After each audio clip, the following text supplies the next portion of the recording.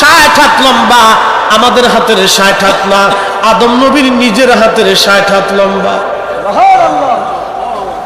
খাজা আজমিরি কি ওয়াজ করলো, কি সেই দিন তার জবানের ফয়জুদ, কি তার ইমানের বরকত, কি জবানের তার হিকমত, জবানে তার কত বড় পাওয়ার ছিল। হেঁটে হেঁটে গেল, এত বড় মঞ্চ নাই, বিরাট জনসমাবেশ নাই, হেঁটে হেঁটে গেল, কালেমার দাওয়াত দিল। খাজা বাবার কাছে একজন না, দুইজন না, 1 কোটি মানুষ কালেমা পড়ে মুসলমান হয়ে গেল। একসাথে বলবেন কি আল্লাহু আকবার। তার মানে সেই জবান আর এই জবান এক জবান। তার মানে বোঝা গেল খাজা আজমিরি একা যা করছে, আমরা 2 কোটি আলেম তা করতে পারি নাই।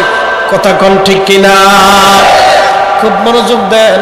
বলছিলাম হযরত ইউনূস আলাইহিস সালামের কথা, বিরাট বড় হযরত ইউনূস আলাইহিস সালাম, সেই মাছ আসছে ইউনূসরে খাওয়ার জন্য। তাহলে মাছটা কত বড় হতে পারে? আল্লাহর পয়গম্বর মাছের পেটে চলে গেলেন, ওই মাছের খাওয়ার জন্য আল্লাহ আরো একটা মাছ পাঠাইছে। আরো জোরে। ইউনূসরে খাইছে যেই মাছে, সেই মাছের খাওয়ার জন্য আল্লাহ সমুদ্র থেকে আরো একটা মাছ পাঠাইলো।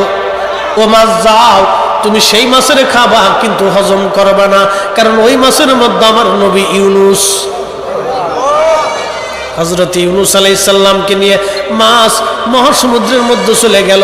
তাহলে যে ইউনূসরে যেই মাছে খাইলো সেই মাছটা কত বড়, সেই মাছের যেই মাছে খাইলো তাহলে সেই মাছটা কত বড়।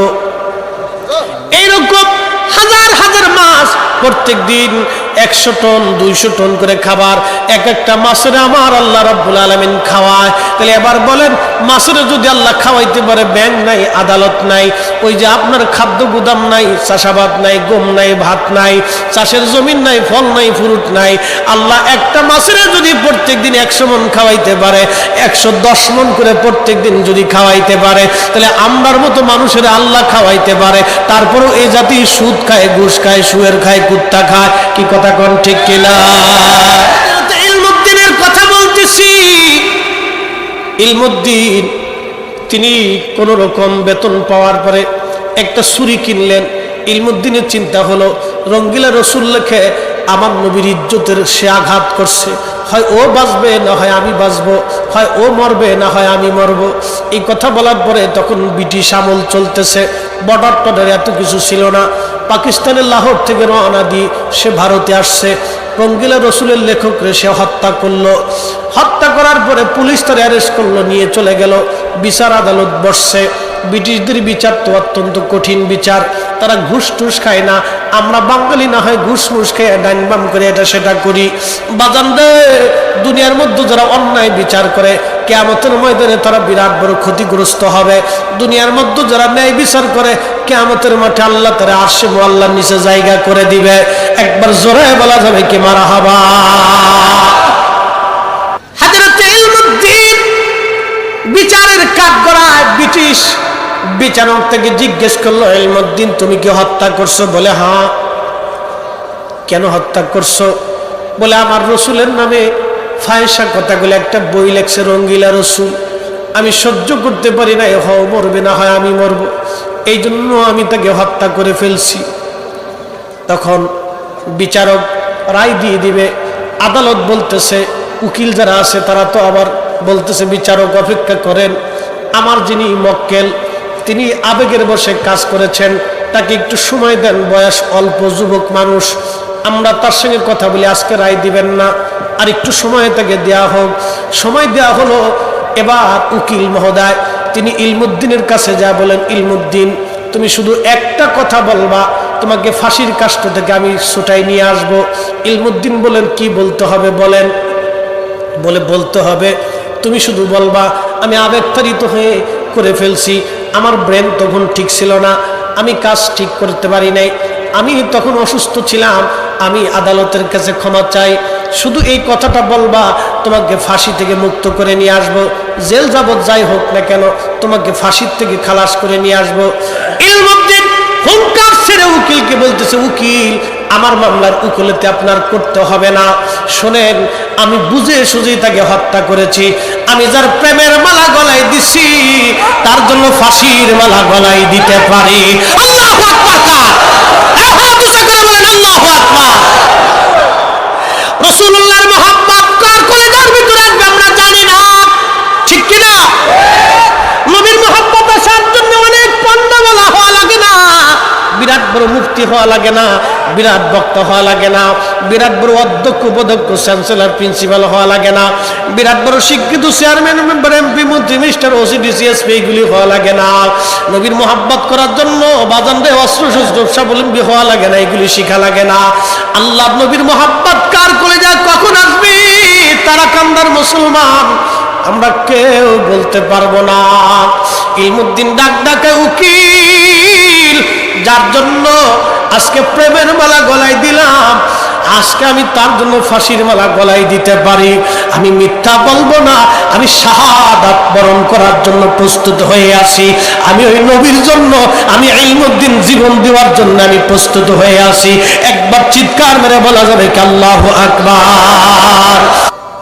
যুবক, আপনাকে বলতেছি, সেই দিন ইলমুদ্দিনের জন্য ফাঁসির রায় দিয়ে দেওয়া হলো। ফাঁসির রায় যখন দেওয়া হয় তখন ইলমুদ্দিন মুস্কি মুস্কি আসে। যখন তারে ফাঁসির কাস্টে নিয়ে যাওয়া হলো, বিচারক ডাক দে বলো, ইলমুদ্দিন তোমার কি কোনো চাওয়া পাওয়া আছে? বলে নাই। ইলমুদ্দিন তুমি কেন মুস্কি মুস্কি হাসো? ও যুবক, আজকে তুমি কি মুসলমান হইছ? সিগারেট তুমি ছাড়তে পারো না।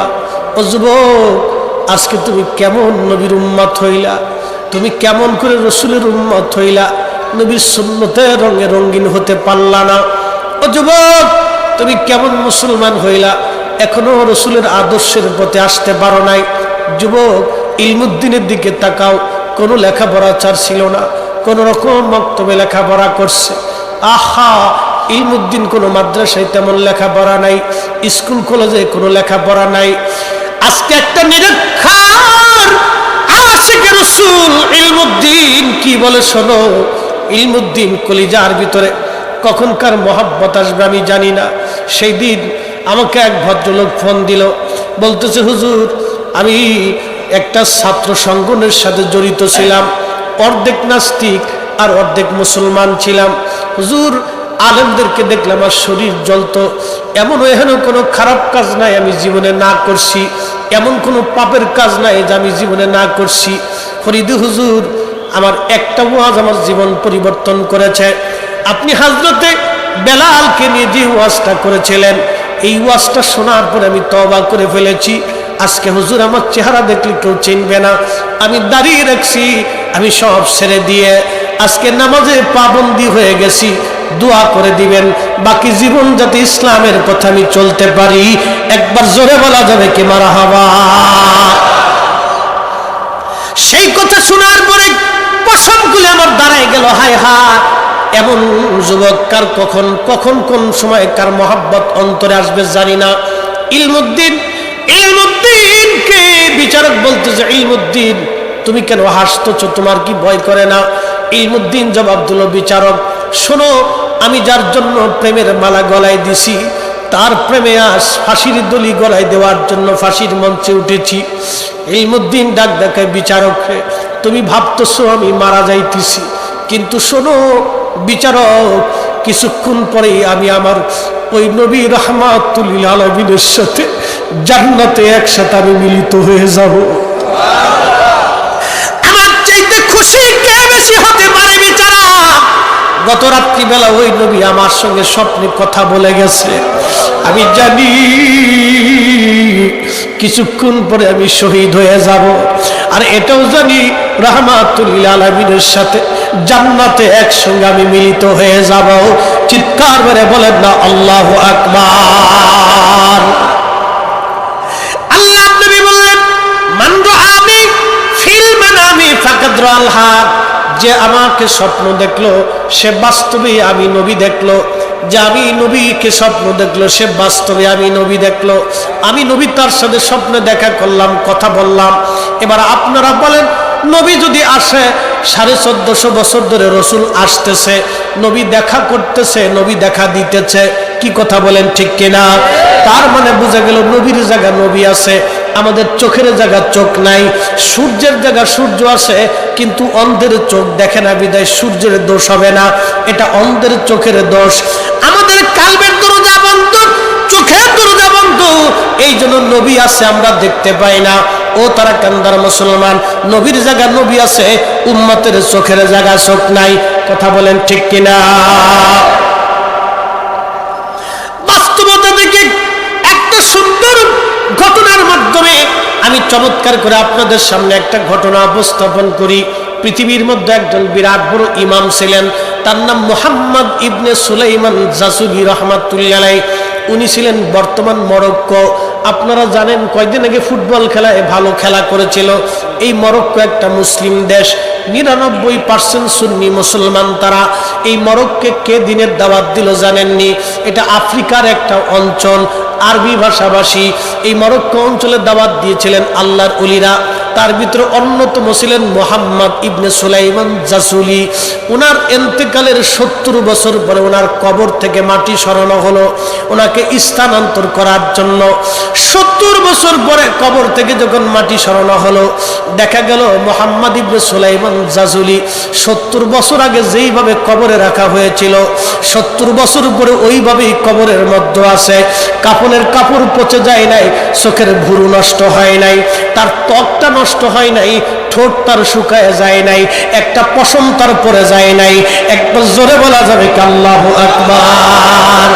তেলের গাড়ি তেলে চলে, হাওয়ার গাড়ি হাওয়ায় উড়ে, বিনা তেলে চালায় গাড়ি নবী সুলাইমান। আমরা সেই মুসলমান, আমরা সেই মুসলমান। কথা কম ঠিক কিনা? কোরআন বলতেছে ওয়ালা তাকুলু লিমান ইউকতালু ফি সাবিলিল্লাহি আমওয়াত। খুব মনোযোগ দেন, কোরআন কার কালাম? কালামের ভিতরে ভুল টোল আছে। আকাশ ভেঙে যাবে, কোরআন মিথ্যা হবে না। জমিন পুড়ে যাবে, কোরআন পরিবর্তন হবে না। সাগর শুকায় যাবে, কোরআনের কোনো পরিবর্তন, সংযোজন বিয়োজন আর কোনোদিন হবে না। কথা বলেন ঠিক কিনা? হ্যাঁ মুসলমান, কোরআন বলতেছে আল্লাহর পথে যারা জীবন দেয় তোমরা তাদেরকে মরা মনে করিও না। বাল আহইয়াউ ওয়ালাকিন লা তাশউরুন, বরং তারা জিন্দা জিন্দা জিন্দা। একবার জোরে বলা যাবে কি মারহাবা? আল্লাহর হাবিবের দুরূদ শরীফ কখন থেকে চালু হলো? বাস্তবতা থেকে বলি, খুব মনোযোগ দেন। কুকুর জিকির করে কার? মাছে জিকির করে কার? পশুরা জিকির করে কার? পাখিরা জিকির করে কার? মনোযোগ দিয়ে, সকালবেলা রাত 3টার সময় পাখি কিচির মিচির করে। মানুষ যখন ঘুমায় পাখি আল্লাহর জিকির শুরু করে দেয়। রাত 3টার সময় আকাশের ফেরেশতা মরক যখন ডাক দেয়, দুনিয়ার মরগু তখন আল্লাহু আকবার বলে চিৎকার দেয়। কি কথা বলেন ঠিক কিনা? মানুষ তখনও ঘুমায় থাকে। ওই যে আপনার বাড়ির কুকুর, ও জিকির করতে করতে করতে করতে যায়। প্রাণীগুলি কখন মারা যায় জানেননি? যখন সে আল্লাহর জিকির বন্ধ করে দেয় তখন তার মৃত্যু এসে যায়। কোরআন বলে ইউসাব্বিহু লিল্লাহি মা ফিস সামাওয়াতি ওয়া মা ফিল আরদ। ও নবী, উম্মতকে জানান সৃষ্টির মধ্যে যা আছে। কোন সৃষ্টি? আপনি যেই জমিনের উপরে বসে আছেন, এই জমিনের নিচে আরো 6টা জমিন আছে। এই পৃথিবীর মধ্যে 7টা মহাসাগর আছে, 7টা মহাদেশ আছে, বড় বড় পাহাড় আছে, বন জঙ্গলের প্রাণী আছে, সমুদ্রের বিরাট বড় বড় মাছ। একটা তিমি মাছি প্রত্যেক দিন 110 মণ খাবার খায়। একটা তিমি প্রত্যেক দিন 110 মণ খাবার খায়। এইরকম মহাসাগরে হাজার হাজার লক্ষ লক্ষ তিমি মাছ আল্লাহ সৃষ্টি করে রাখলেন।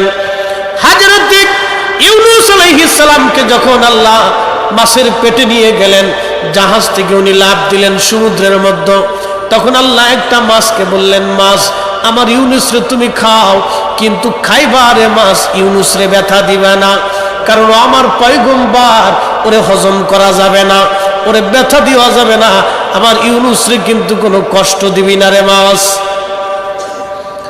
হযরত ইউনূস আলাইহিস সালাতু ওয়াস সালাম 4-5 পুরুষ পরে, আদম আলাইহিস সালামের 4-5 পুরুষ পরে তার জন্ম। বর্তমান ওমানের নিনুয়াতে ওই এলাকাতে তিনি দিনের দাওয়াত দিয়েছিলেন। ওমানের সালানা সমুদ্রের পারে হযরত ইউনূস আলাইহিস সালাম একটা এলাকার ভিতরে 1.5 লক্ষ মানুষের কাছে কালেমার দাওয়াত নিয়ে গিয়েছিলেন। ওরা কালেমার দাওয়াত মানে নাই, খোদার পয়গম্বর মন বেজার করে রওনা হয়ে গেলেন। বিরাট বড় একটা মাছ আল্লাহ দাওয়াত দিলেন ইউনূসকে খাওয়ার জন্য। আল্লাহর পয়গম্বর ইউনূস কিন্তু আমাদের মতো 3.5 হাত এত ছোট ছিলেন না, উনি উনার হাতের প্রায় 50 হাত লম্বা ছিল। একবার জোরে বলা যাবে কি সুবহানাল্লাহ। ইয়া আইয়ুহাল্লাযীনা আমানুস্তাঈনু বিস-সাবরি ওয়াস-সালাহ।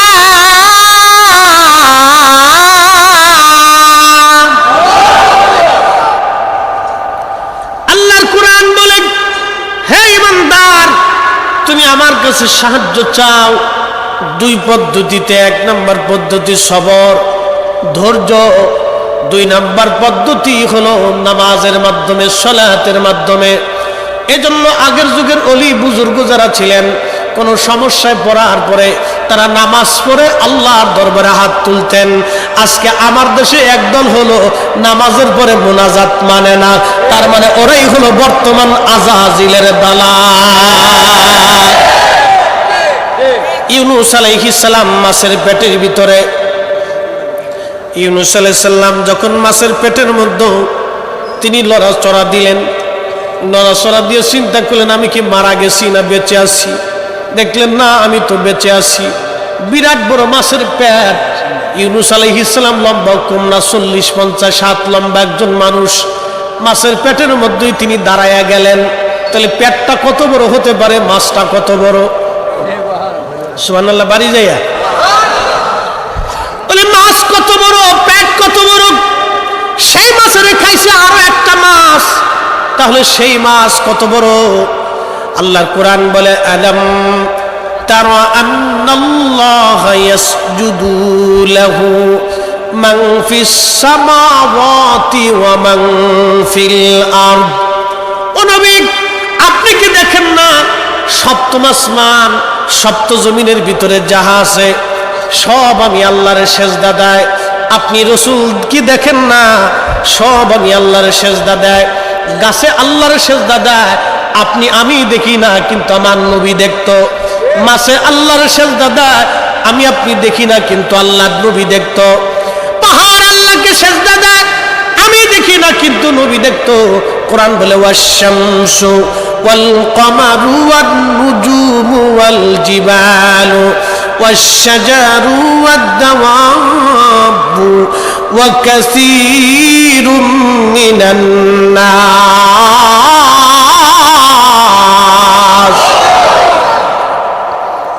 আমরা সেজদা দিব কাকে? জোরে বলেন, আরো জোরে বলেন, কাকে? আল্লাহকে সেজদা দিব। সূর্য আল্লাহকে সেজদা দেয়, নক্ষত্রগুলি আল্লাহকে সেজদা দেয়, চাঁদ আল্লাহকে সেজদা দেয়, পাহাড় আল্লাহকে সেজদা দেয়, গাছ আল্লাহকে সেজদা দেয়, মাছ আল্লাহকে সেজদা দেয়, পশু পাখিরা সেজদা দেয়। ওয়াদ-দাওয়াবু, সৃষ্টির মধ্যে যত পশু পাখি আছে সব আল্লাহকে সেজদা দেয়। ওয়া কাসীরুম মিনান নাস, কিছু মানুষ আল্লাহকে সেজদা দেয়। আল্লাহ নবী বলেন সাহাবীরা রে, ওয়াশ-শামসু তাজরি লি মুস্তাকাররিন লাহা, সূর্য তার নিজস্ব কক্ষপথে পরিভ্রমণ করে। সূরা ইয়াসিনের আয়াতে নবী বললেন, ও আমার উম্মতেরা, তোমরা কি জানো সূর্যটা কোথায় যে ডুবে যায়? সূর্য কোথায় যে ডুবে তোমরা কি জানো? সাহাবীরা জবাব দিল, আল্লাহু ওয়া রাসূলুহু আলাম। আল্লাহ জানে, নবী জানে।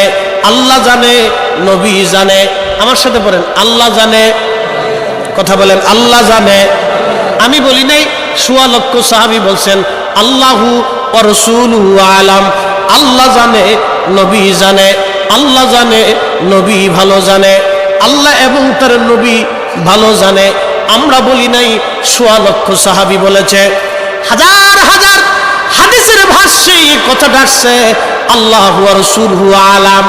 ১৬ লক্ষ সাহাবী যারা কালেমার জন্য জীবন দিয়ে দিল, যারা তৌহিদের জন্য জীবন দিয়ে দিল, যারা রিসালাতের মহাব্বতে জীবন দিয়ে দিল, রাসূলের প্রেমিক, পিঠের চামড়া তাদের উঠে ফেলে দেওয়া হলো, জুদা করে দেওয়া হলো, সমাজ থেকে, রাষ্ট্র থেকে বহিষ্কার করা হলো, চোখের সামনে সন্তান হত্যা করা হলো।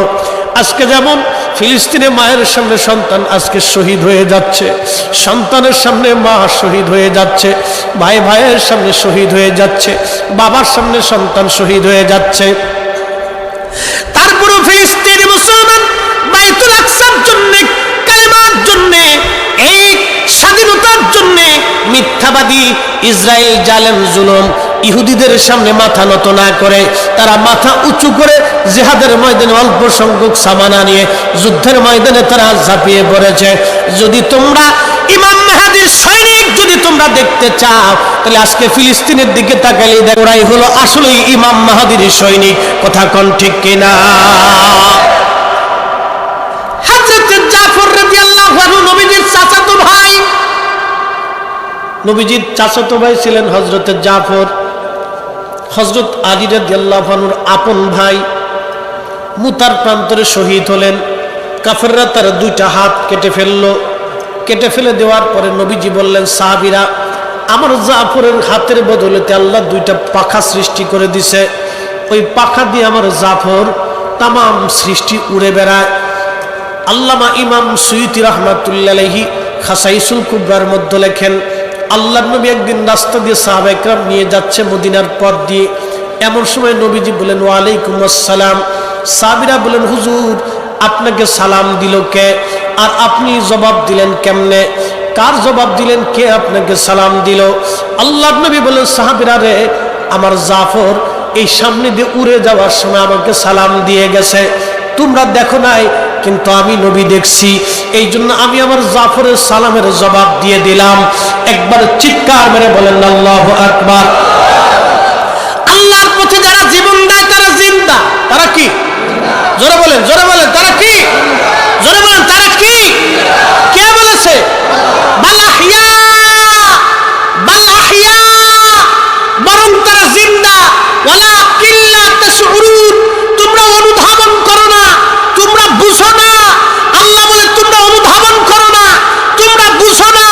এই জন্য আল্লাহর পথে যারা জীবন দেয়, আল্লাহ বলা হয়ে যারা কবরে যায়, রাসূলুল্লাহ গোলাম হয়ে যারা কবরে যায়, তাদের কবরে মাটি দেহ পচায় না, পোকা খায় না, মাটি স্পর্শ করে না, তাদের দেহ যেরকম ওইরকমই থাকে।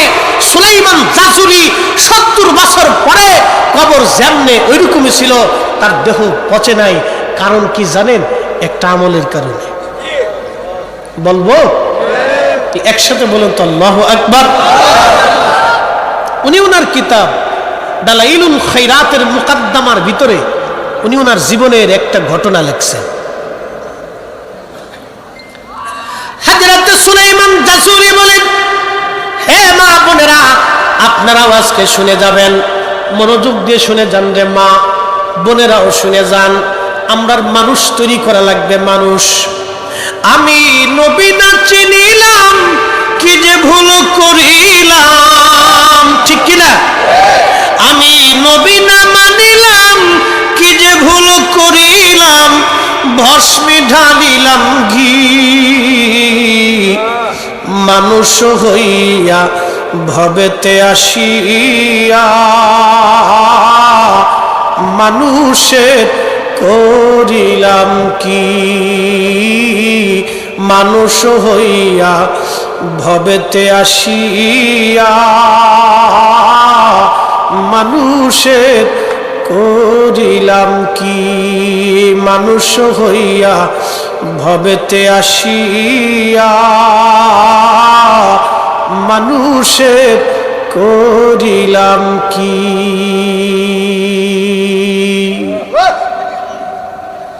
সুলাইমান জাসুরি বলেন, কালেমার দাওয়াত দেওয়ার জন্য আমি মরক্কোর বারবার নামক এলাকায় গেলাম। মরুভূমির রাস্তা, প্রচুর রাস্তা পথ চলতেছি মরুভূমির ভিতর দিয়ে। এমন সময় লক্ষ্য করলাম আমার মশকের পানি শেষ। শরীর মশালা হলো, অজু চলে গেলে আবার অজু করা লাগবে, কিন্তু শর্ত হলো যদি পানি না থাকে তায়াম্মুম করা লাগবে। আল্লাহর ওলি বলতেছেন পানি খুঁজতেছি সারা এলাকা, কিন্তু পানি খুঁজে আমি পাই না। এমন সময় দেখলাম বহুদূর একটা বাগান দেখা যায়। চিন্তা করলাম বাগান যেহেতু আছে তাহলে অবশ্যই পানির কোনো ব্যবস্থা আছে, কারণ যেখানে গাছ আছে পানি ছাড়া তো গাছ বাঁচতে পারে না। আর যেহেতু বাগান আছে, জঙ্গল আছে, অবশ্যই পশু পাখি আছে। হযরত সুলাইমান জাজুলি বলেন আমি মরুভূমি থেকে বাগানের দিকে মোড় দিলাম, বাগানে আসলাম, বিরাট বড় জঙ্গল। এসে দেখি ওই জঙ্গলের ভিতরে একটা গাছের নিচে কুড়ে ঘর। কুড়ে ঘরের দরজার পাশে দাঁড়ায় ডাক দিলাম, কেউ আসো? আমি সুলাইমান জাজুলি অজু করব, পানি দেওয়া কি যাবে? কিন্তু ভিতর থেকে কোনো আওয়াজ আসলো না। আমি দৌড়ে একটু দূরে যায় দেখলাম একটা কুয়া আছে, কুয়ার ভিতরে পানি আছে, কিন্তু পানি উঠানোর মতো কোনো যন্ত্র নাই, পানি উঠানোর মতো কোনো দরিয়ার মশক নাই। সুলাইমান জাজুলি বলতেছেন আমি একবার কুয়ার পাশ থেকে দৌড়াইয়া ওই ঘরের পাশে আসি, আবার কুয়ার পাশে যাই, আবার জঙ্গলে যাই, দেখি পানি উঠানোর মতো কোনো ব্যবস্থা আছে কিনা। বাজান রে, সুলাইমান জাজুলি রাহমাতুল্লাহ আলাইহি বললেন কিছুক্ষণ পরে দেখি ওই কুড়ে ঘর থেকে একটা মেয়ে, ছোট্ট একটা মেয়ে বের হয়ে কুয়ার পাশে দাঁড়ায়া দাঁড়ায়া আমার দিকে তাকায়া তাকায়া মুস্কি মুস্কি হাসে। নারী সমাজ কথাগুলি আর শুনে যান, তারা কান্দার মা বোনেরা, ময়মনসিংহের মা বোনেরা শুনে যান। আজকে আমরা কেন রাসূলুল্লাহর দুরূদের প্রতি, হালাল হারামের প্রতি আমরা তাকিদ দেই, মানুষ হওয়ার জন্য আমরা কেন বলি, আজকে শুনে যান। সুলাইমান জাজুলি বলতেছে আমি মেয়েটাকে ডাক দেয়া বললাম, ও মেয়ে তুমি কি জন্য হাসো? তুমি কি দড়ি বালতি সামলে রাখছো? তুমি কি মশক সামলায় রাখছো? দড়ি মশক কি করে পানি উঠাবো? মেয়েটা ডাক দেয়া বলল, হুজুর আপনার নাম কি? বলে আমার নাম মুহাম্মদ ইবনে সুলাইমান জাজুলি। বলে হুজুর আপনি অনেক বড় মুহাদ্দিস, আপনি অনেক বড় আলেম, আপনার অনেক ছাত্র আছে এই জমিনে। হুজুর আজকে একটা প্রশ্ন করব, জবাব দিবেন, বলো মা কি বলতে চাও? হুজুর আপনি দড়ি বা মশক তালাশ করেন, পানি উঠাবেন। বলে হ্যাঁ মা, আমি অজু করব, নামাজ পড়বো, নামাজ রক্ত চলে যায়। ছোট্ট মেয়েটা ডাক দিয়ে বলতেছে হুজুর দড়ি আর মশক ছাড়া কি কুয়ার ভিতর থেকে পানি উঠানো যায় না? একসাথে জোরে বলা যাবে কি আল্লাহু আকবার? কষ্ট হচ্ছে? বোঝা যায়? তাহলে আরো জোরে বলি আল্লাহু আকবার। পাওয়ার আছে? এই উম্মতের পাওয়ার আছে না? আস্ত হয়ে গেল না? জোরে বলবেন পাওয়ার আছে? এই উম্মতের পাওয়ার আছে। হযরত মুসা নবী দেখে তাওরাতের মধ্যে মুসা নবী দেখে রে একটা উম্মত দেখা যায়, এই উম্মতের 70 গুণ দাম বেশি। মুসা আলাইহিস সালাম আল্লাহকে বলল, রব ওই উম্মতটা তুমি আমারে দিয়ে দাও। মুসা আলাইহিস সালাম আল্লাহ বারাক দিয়ে বলেন, মুসারে ওই উম্মত তোমাকে দেওয়া যাবে না। বলে আল্লাহ কারণ কি? বলে ওই উম্মত আমি আমার আখিরি নবীর জন্য বরাদ্দ করেছি। মুসা নবী ডাক দিছে, আল্লাহ উম্মতের দাম যদি এত বিরাট হয় তাহলে আমাকে ওই নবীর উম্মত বানায়া দাও। আল্লাহ বলেন না, তাও হবে না। কুনতুম খায়রা উম্মাতিন উখরিজাত লিন-নাসি তা'মুরুনা বিল মা'রুফি ওয়া তানহাউনা আনিল মুনকার। আল্লাহ বললেন তোমাদেরকে সর্বশ্রেষ্ঠ জাতি বানাইলাম, সব উম্মত থেকে তোমাদেরকে শ্রেষ্ঠ বানাইলাম। একবার জোরে বলা যাবে কি মারহাবা? দুই ভাই কাদের বলে হাজিরা সবাই একসাথে হজ করলাম। তোমরা খোদার ঘর দেখছো, আমরা দুই ভাই খোদার ঘর দেখার সুযোগ হলো না। তোমরা মদিনা দেখছো, কিন্তু আমাদের মদিনা দেখার নসিব হলো না। তোমরা রওজা শরীফ দেখছো, কিন্তু আমাদের রওজা মোবারক দেখার নসিব হলো না। মা ছিল, বাবা ছিল, টাকা পয়সা ধন সম্পদ সব ছিল, কিন্তু আমাদের ঘরের মধ্যে বাবা মার জায়গা ছিল না। হাজিরা রে, একটা ভুলের জন্য আজ খোদা দুনিয়ায় কাবা মক্কা মদিনা দেখাইলো না। বুঝছি আমরা কি জন্য আজ অন্ধ হয়ে গেলাম। আল্লাহর শাস্তি এখনো আছে, তখনও ছিল, আগামীতেও থাকবে। যতই পারাপারি করেন কোনো লাভ হবে না। মানুষ মানুষের মতো হইতে হবে, মুসলমান মুসলমানের মতো হতে হবে। কথা বলেন ঠিক কিনা? এক সাহাবী এসে বলেন, ইয়া রাসূলুল্লাহ, নিয়ত করেছিলাম ফতে মক্কা হলে কাবা ঘরের দরজার মধ্যে সুমা লাগাবো।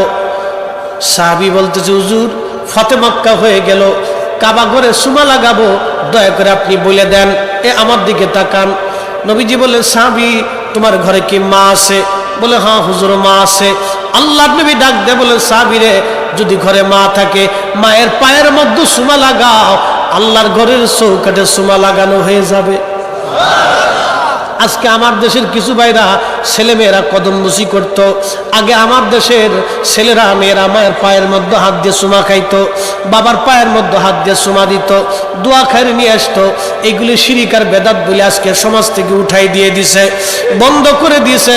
বন্ধ করে বাবা লাভ হয় নাই। এটা ছিল আদব, আদাবুল মুফরাদ। ইমাম বুখারী লিখতেছে, নবীজির চাচা ছিলেন আব্বাস রাদিয়াল্লাহু আনহু, হযরত আলী ছিলেন ভাতিজা। হযরত আব্বাসকে আলী রাদিয়াল্লাহু আনহু দেখার সঙ্গে সঙ্গে হাতের মধ্যে চুমা দিতেন, পায়ের মধ্যে চুমা লাগাইতেন। একবার জোরে বলা যাবে কি মারহাবা?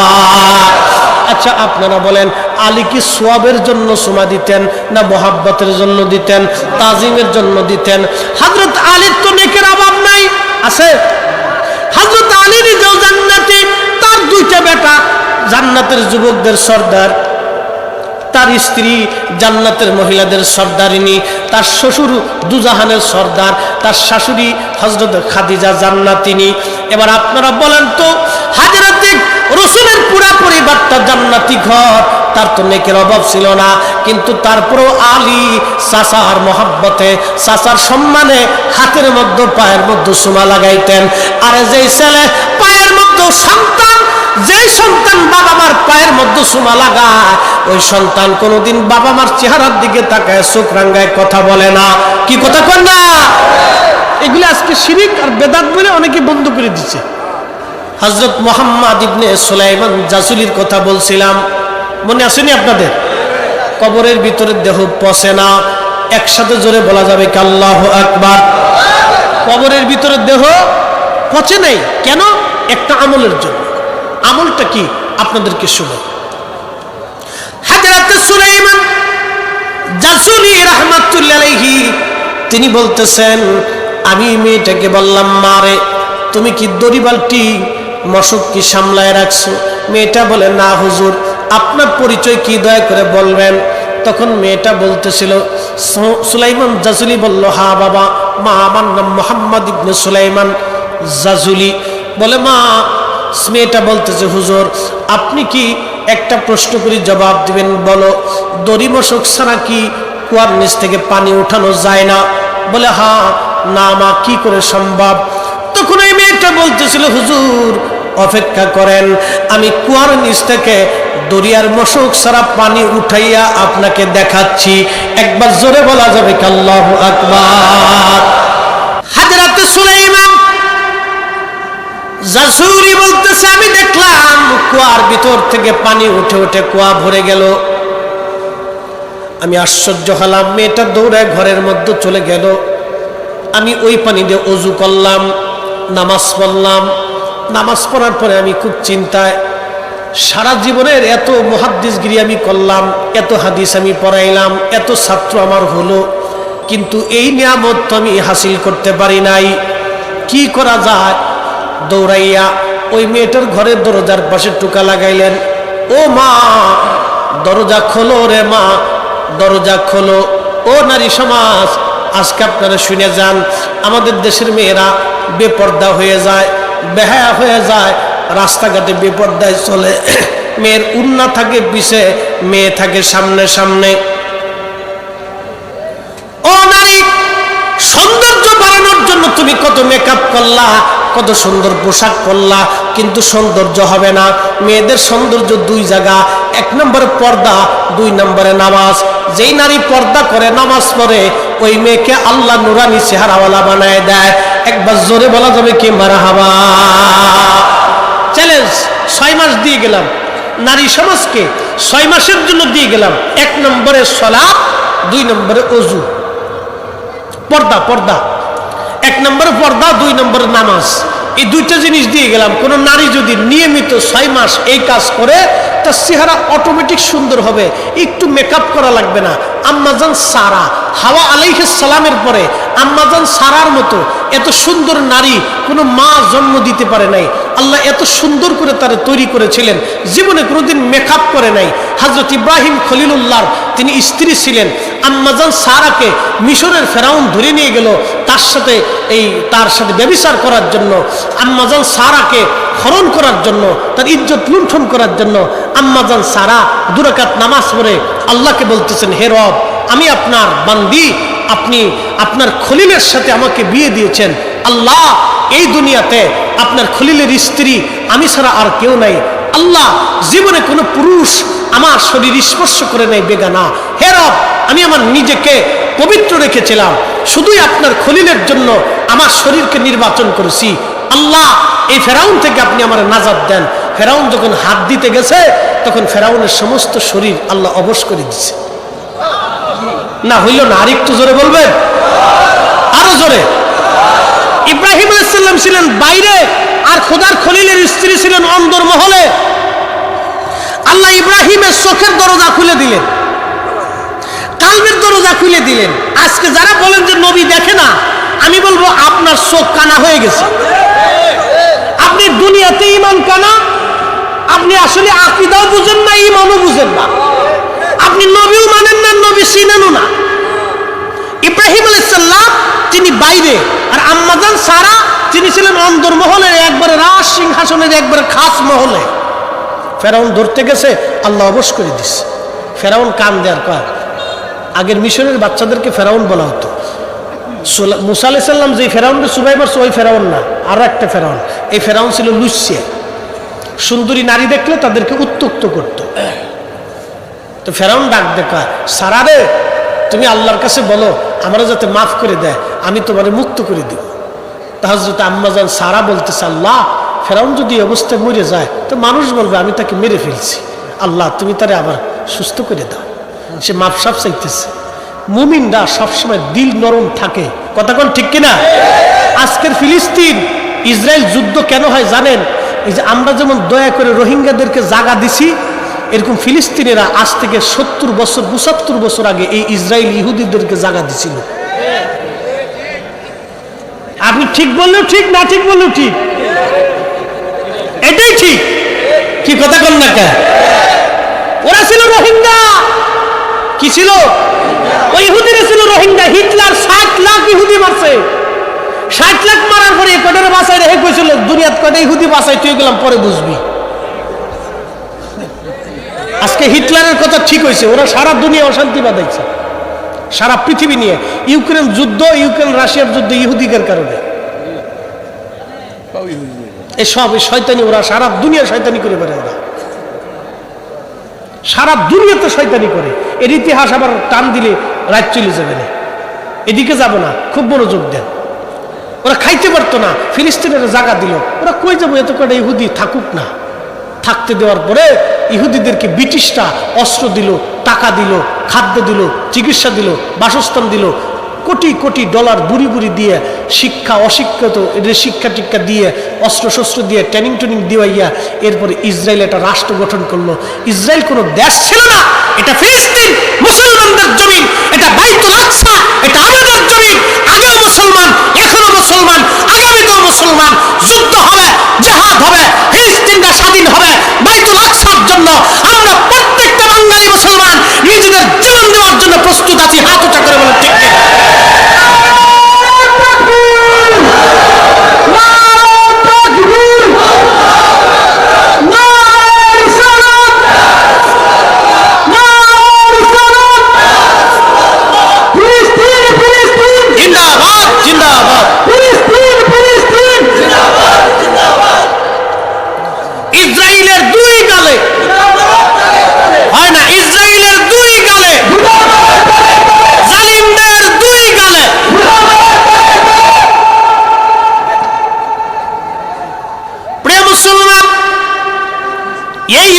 ছিল রোহিঙ্গাদের মতো পথভ্রষ্ট ফিলিস্তিনিরা তাদেরকে জায়গা দেওয়ার পরে আজ করুণ অবস্থা।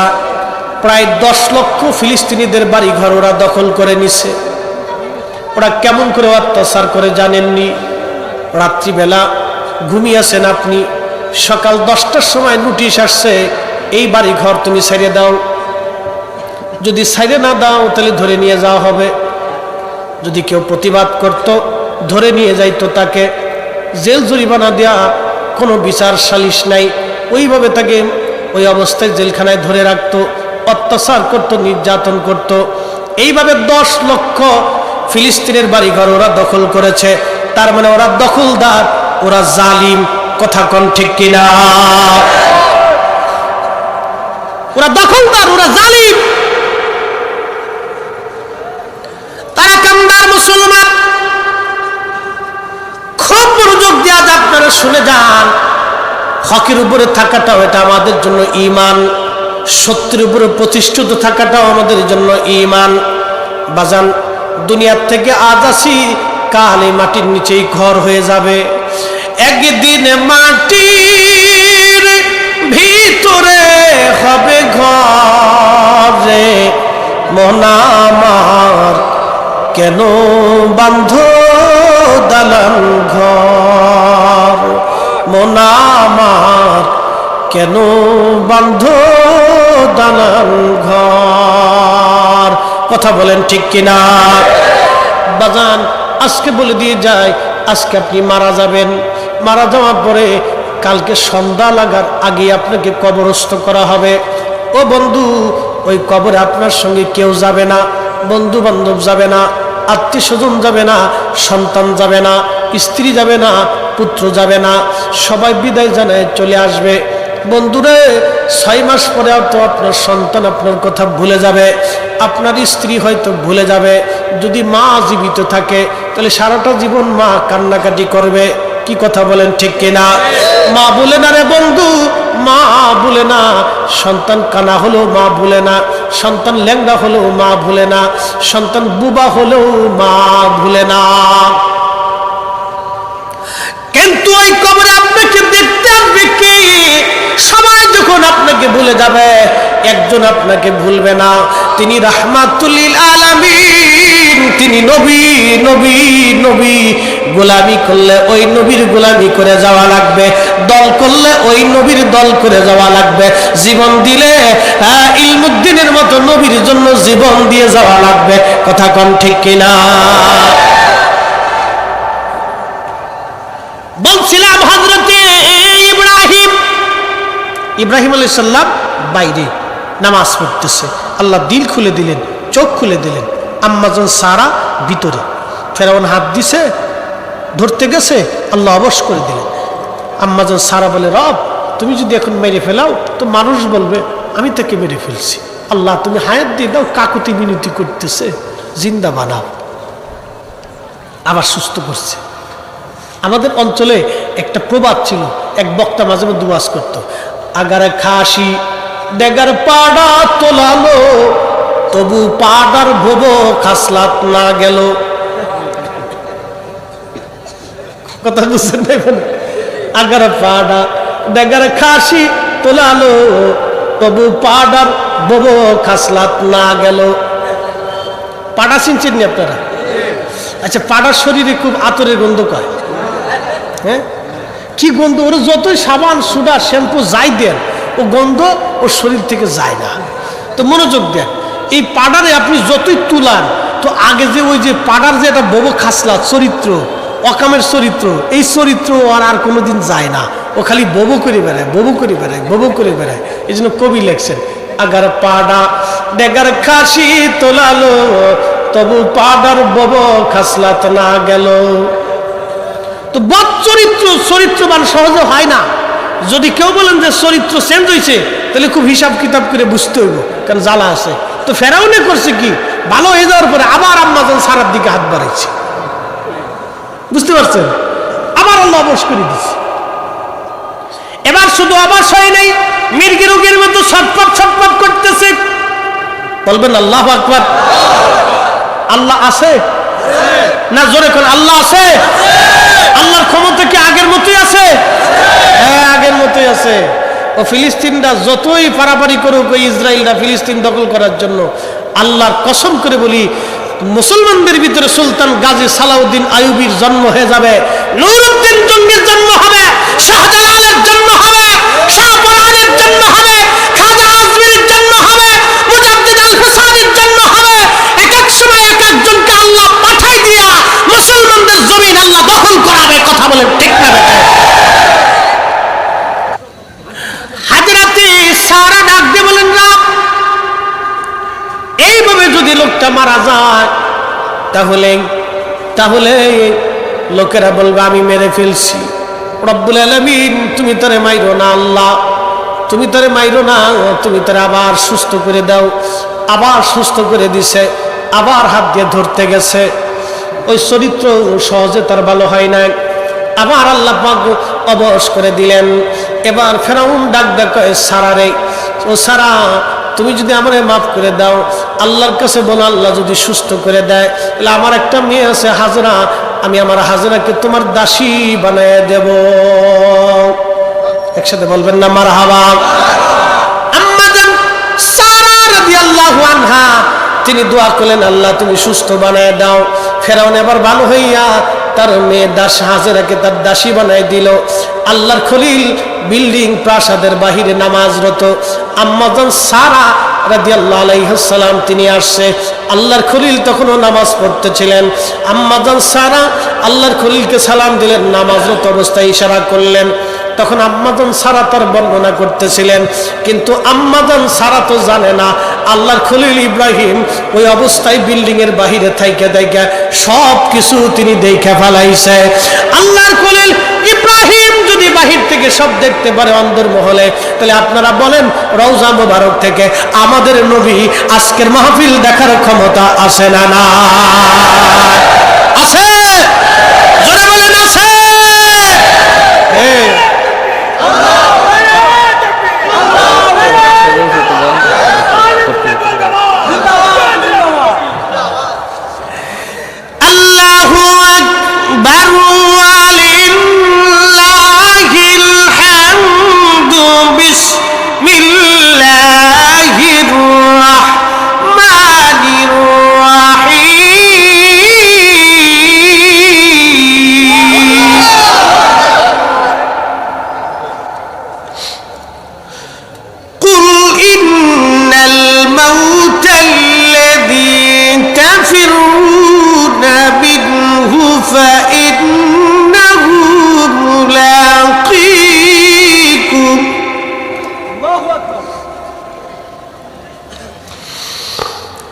ثم تردون إلى عالم الغيب والشهادة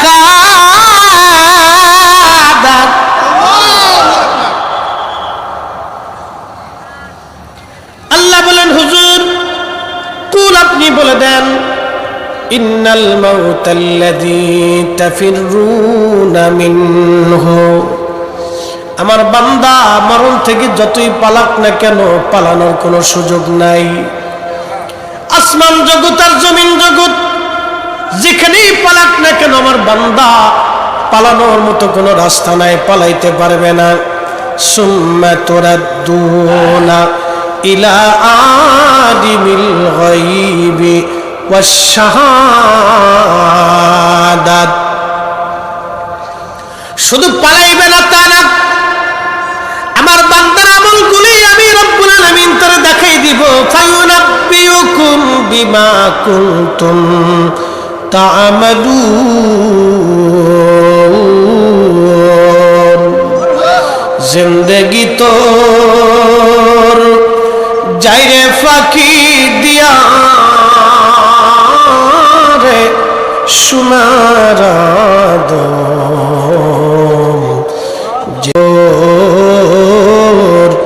যায় ফাঁকি দিয়া। ও জাদামুরি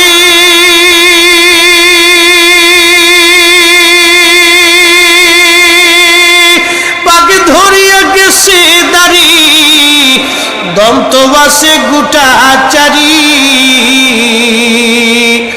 সমন জারি গিয়াছে করিয়ারে সোনার আদম জিন্দেগি তোর যায় ফাঁকি দিয়া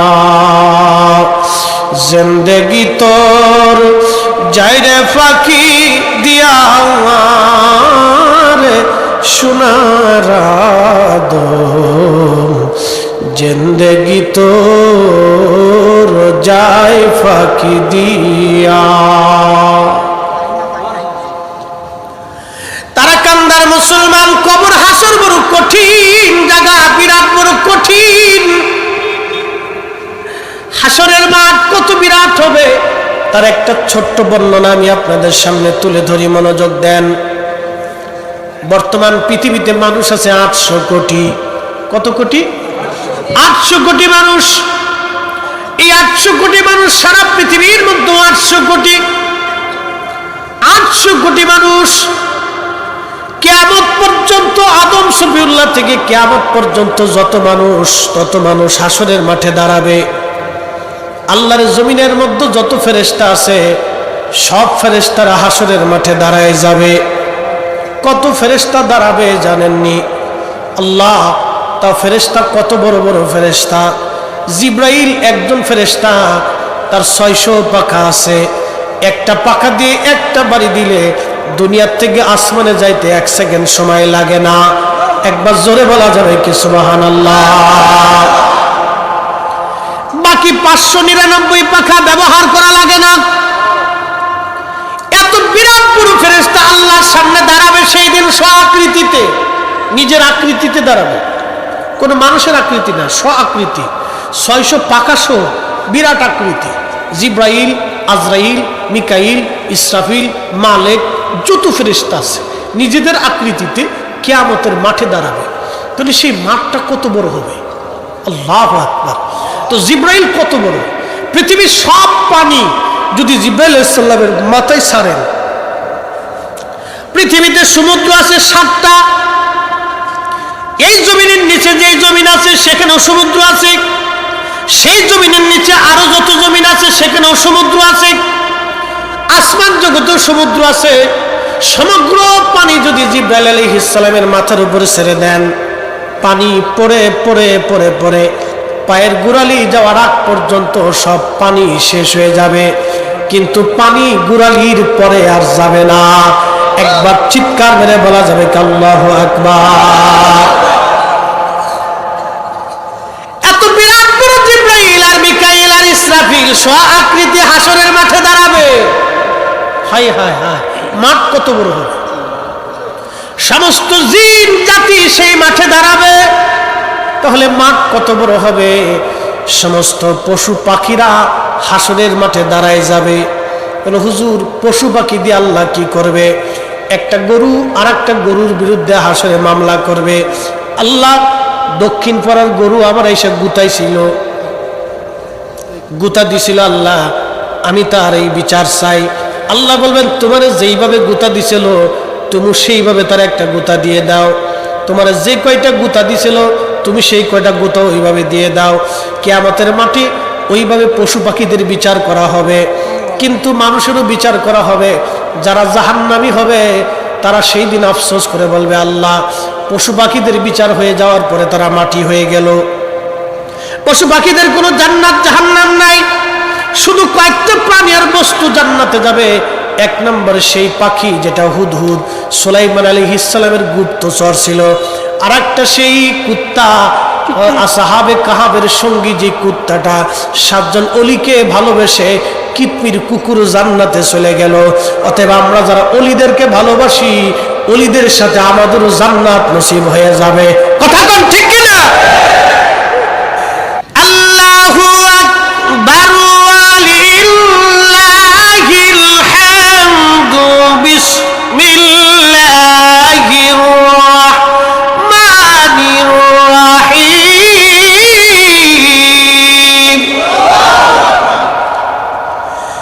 তারুজুল মালাইকাতু ওয়ার রূহু ইলাইহি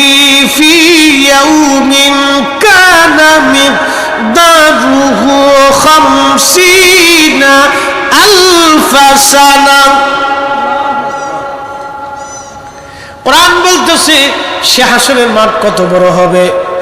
নবী বলেন ও আমার উম্মতেরা রে, হাসরের মাঠ এত বিরাট হবে, দুনিয়ার 50,000 বছর এক জায়গা করলে যত বড়, হাসরের একটা দিন হবে তত বড়। চিৎকার মেরে বলেন না সুবহানাল্লাহ। সেই হাসরের দিনে আল্লাহ প্রত্যেকটা বান্দাকে ডেকে ডেকে হিসাব করবে। আহা, সে দিনটা কত ভয়াবহ হবে। কিন্তু আল্লাহ তার রসুলকে একটা সুপ্রিম পাওয়ার দিবে, ও নবী আপনার উম্মত নিয়ে আপনি জান্নাতে চলে যান, আপনি যাকে টান দিবেন আমি তাকে মাফ করে দিব, আপনি যাকে কবুল করবেন আমি আল্লাহ তারে কবুল করব, আপনি নবী যাকে সুপারিশ করবেন আমি আল্লাহ তারে ক্ষমা করে জান্নাত দিয়ে দিব। শ্রেষ্ঠ নবী দিলাম রে তরিয়ে নিতে রোজ হাসরে, ঠিক কিনা?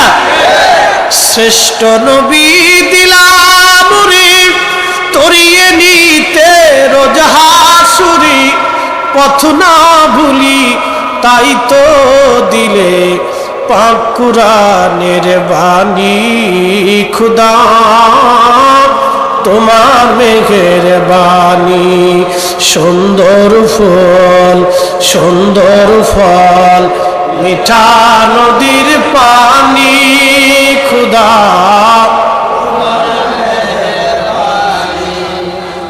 খুদা তোমার,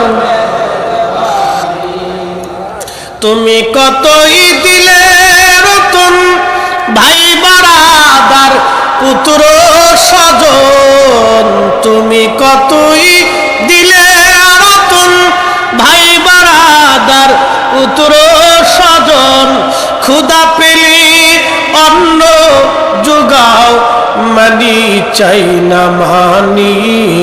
খুদা তোমার মেঘের বাণী, সুন্দর ফুল সুন্দর ফল মিঠা নদীর পানি।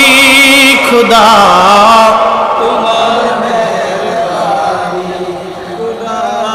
তোমার মেঘের বাণী। কিন্তু সেই দিন এক দলের হবে মহাবিপদ। সেই দল কারা?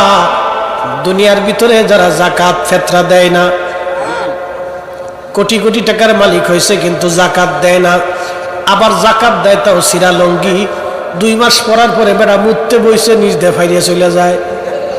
প্রতিবেশীর হক দেখাশোনা করা, তার খোঁজ খবর নেওয়া।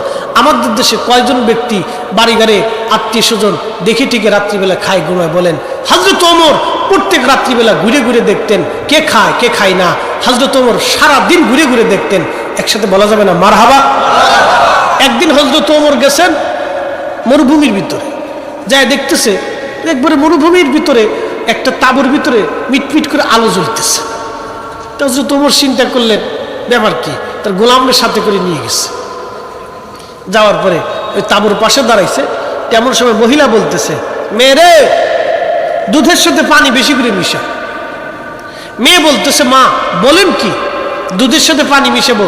ওমরের দরজা থেকে ঘোষণা আসছে যারা দুধের সাথে পানি মিশাবে তাদেরকে কঠিন শাস্তি দেওয়া হবে। ওমরের গোয়েন্দা যদি জেনে ফেলে তো কালকে বিচারের কাঠগড়ায় দাঁড়াইতে হবে। মা বলতেছে, মেয়ে রে এত রাত্রে ওমরের গোয়েন্দা কোথার থেকে আসবে? কিন্তু খলিফা পিছনে দাঁড়ায় দাঁড়ায় শুনতেছে। মেয়েটা ডাক দে বলে, মা ওমরের গোয়েন্দা যদি নাও জানে, আমার মালিক আমার মাওলা আমার আল্লাহ জানতেছে। মারে দুধের সাথে আমি পানি মিশাইতে পারবো না। একবার জোরে বলা যাবে কি মারহাবা? হযরত ওমর কিছু বললেন না, ওই জায়গাটা চিহ্নিত করে চলে আসলেন। ফজরের নামাজের পরে ছেলেদেরকে ডাকছে, গোয়েন্দাদেরকে বলতেছে, তোমরা যাইয়া অমুক মহিলার বাড়ি খোঁজ নাও, খোঁজ নিয়ে দেখো তার কি কি আছে। খোঁজ নিয়ে দেখে বলল যে ওই মহিলার স্বামী মারা গেছে, তারা এই উটের দুধ বিক্রি করে কোনো রকম সংসার চালায়, খুব গরিব মানুষ। হযরত ওমর ছেলেদেরকে বলতেছে, তোমাদের স্ত্রী লাগবে কার, কে বিয়ে করতে চাও বলো। তো আব্দুল্লাহ ইবনে ওমর বলতেছে, আব্বা আমি তো বিয়ে করছি, আমার তো স্ত্রীর আর দরকার নাই, তাহলে আমার ছোট জনকে দিয়ে দেন। হযরত ওমর বলতেছে তুমি কি বিয়ে করবে? বলতেছে হ্যাঁ আব্বা বিয়ে করবো। হযরত ওমর বলতেছে তাহলে ওই দুধ বিক্রি করনেওয়ালার মেয়েকে বিয়ে করতে হবে। আমি তার মধ্যে আমানতদারি পাইছি, সে অনেক বড় আমানতদারি মেয়ে, এইরকম মেয়ে আমার ঘরের পুত্রবধূ হওয়ার দরকার। আমরা তো খালি চামড়া সুন্দর দেখলে পাগল হয়ে যাই। এই কথা কর না কেন? চামড়া সুন্দর দেখলে পাগল হয়ে গেছি আমরা। টিকটক করা বেডি বেডি টিকটক করে, কি কথা কর না কেন? যে বেডি টিকটক করে বাচ্চাও টিকটক করে, ওই মেয়ে বিয়ে করে কপালে জুতার বাড়ি সারা শনি রাখলো সারা আর আসে নাকি? কি কথা কর না কেন?